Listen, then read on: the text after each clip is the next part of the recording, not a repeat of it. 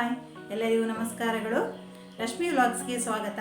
ನಾನಿವತ್ತು ಯಾವುದೇ ಆಯಿಲನ್ನು ಯೂಸ್ ಮಾಡದೆ ತುಂಬಾ ಆರೋಗ್ಯಕರವಾದ ಬ್ರೇಕ್ಫಾಸ್ಟ್ ರೆಸಿಪಿ ಮಾಡ್ತಾ ಇದ್ದೇನೆ. ಇದನ್ನು ಬೇರೆ ಬೇರೆ ರೀತಿಯ ಹೆಸರಿಂದ ಈ ರೆಸಿಪಿಯನ್ನು ಕರೀತಾರೆ. ಕೆಲವರು ಓಡು ದೋಸೆ ಅಂತ ಕರೀತಾರೆ, ಓಡು ರೊಟ್ಟಿ ಅಂತ ಕರೀತಾರೆ, ಕಪ್ಪ ದೋಸೆ ಅಂತ ಕರೀತಾರೆ, ಮತ್ತು ಕೆಲವರು odupale ಅಂತ ಕರೀತಾರೆ. ಬನ್ನಿ ಈ ವಿಡಿಯೋವನ್ನು ಶುರು ಮಾಡುವ. ಅದಕ್ಕಿಂತ ಮೊದಲು ಯಾರೆಲ್ಲ ನನ್ನ ಚಾನಲನ್ನು ಇನ್ನೂ ಕೂಡ ಸಬ್ಸ್ಕ್ರೈಬ್ ಮಾಡದೆ ನೋಡ್ತಾ ಇದ್ದೀರೋ ಅವರು ಪ್ಲೀಸ್ ಸಬ್ಸ್ಕ್ರೈಬ್ ಮಾಡಿ ಮತ್ತು ಪಕ್ಕದಲ್ಲಿ ಕಾಣುವಂಥ ಬೆಲ್ ಬಟನನ್ನು ಆಲ್ಗೆ ಸೆಟ್ ಮಾಡಿ. ಇದರಿಂದ ನಾನು ಹಾಕುವಂಥ ವಿಡಿಯೋ ನಿಮಗೆ ಬೇಗನೆ ತಲುಪುತ್ತೆ. ವಿಡಿಯೋ ಇಷ್ಟವಾದರೆ ಲೈಕ್ ಮಾಡಿ ಮತ್ತು ಫ್ಯಾಮಿಲಿ ಫ್ರೆಂಡ್ಸ್ ಜೊತೆ ನನ್ನ ಈ ವಿಡಿಯೋವನ್ನು ಶೇರ್ ಮಾಡಿ. ನಾನಿವತ್ತು ಕರಾವಳಿ ಸ್ಪೆಷಲ್ ಬ್ರೇಕ್ಫಾಸ್ಟ್ ರೆಸಿಪಿ ಮಾಡ್ತಾ ಇದ್ದೇನೆ. ಸ್ವಲ್ಪನೂ ಆಯಿಲನ್ನು ಉಪಯೋಗಿಸದೆ ತುಂಬಾ ಆರೋಗ್ಯಕರವಾದ ರೆಸಿಪಿ ಇದು. ಮೊದಲಿಗೆ ನಾನು ಒಂದು ಪಾತ್ರೆಗೆ 1.5 ಲೋಟದಷ್ಟು ಬೆಳ್ತಿಗೆ ಅಕ್ಕಿಯನ್ನು ಹಾಕ್ತಾ ಇದ್ದೇನೆ. ಈಗ ಇದನ್ನು ನೀರಿನಲ್ಲಿ ಚೆನ್ನಾಗಿ ತೊಳೆದು ನೆನೆಯಲಿಕ್ಕೆ ಇಡ್ತಾ ಇದ್ದೇನೆ. ಒಂದು 5 ಗಂಟೆ ನೆನೆಯಲಿ ಇದು ನೀರಲ್ಲಿ.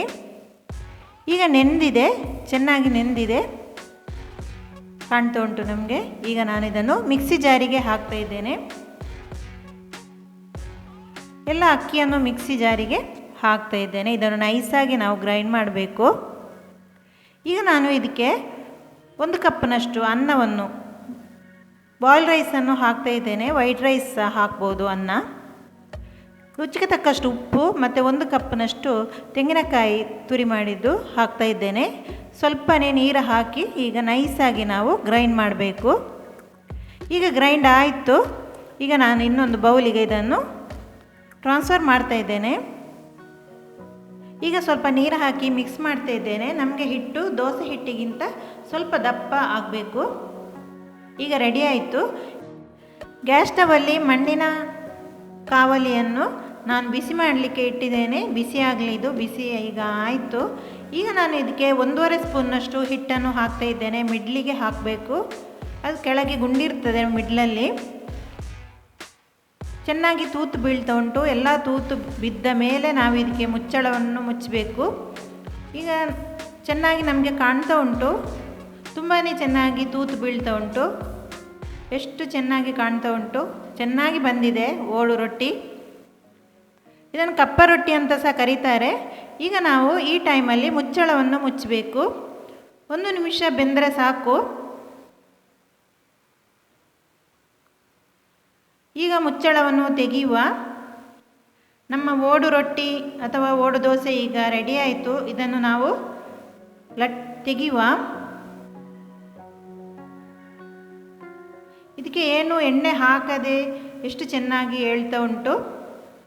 ತುಂಬ ಚೆನ್ನಾಗಿ ತೂತು ಬಿದ್ದಿದೆ, ತುಂಬಾ ಸಾಫ್ಟ್ ಆಗಿದೆ. ಈಗ ಎಲ್ಲ ದೋಸೆಯನ್ನು ರೊಟ್ಟಿಯನ್ನು ಸಹ ಅದೇ ರೀತಿ ಮಾಡ್ತಾ ಇದ್ದೇನೆ. ನಾವು ಮಣ್ಣಿನ ಪಾತ್ರೆಯಲ್ಲಿ ಮಾಡಿದರೆ ಆರೋಗ್ಯಕ್ಕೂ ಸಹ ತುಂಬಾ ಒಳ್ಳೆಯದು.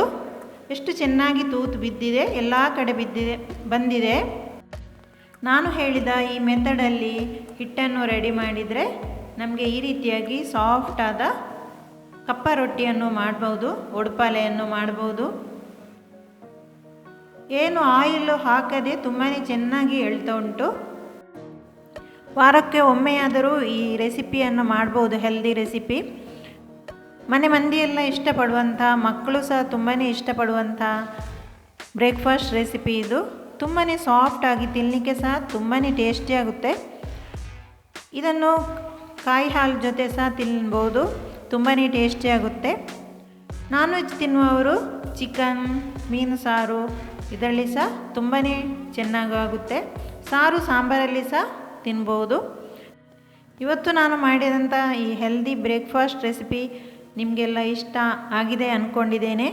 ಇಷ್ಟ ಆದರೆ ಪ್ಲೀಸ್ ಲೈಕ್ ಮಾಡಿ ಮತ್ತು ಫ್ಯಾಮಿಲಿ ಫ್ರೆಂಡ್ಸ್ ಜೊತೆ ನನ್ನ ಈ ವಿಡಿಯೋವನ್ನು ಶೇರ್ ಮಾಡಿ ಮತ್ತು ಚಾನಲ್ಗೆ ಸಬ್ಸ್ಕ್ರೈಬ್ ಮಾಡಿ. Thank you for watching. Bye.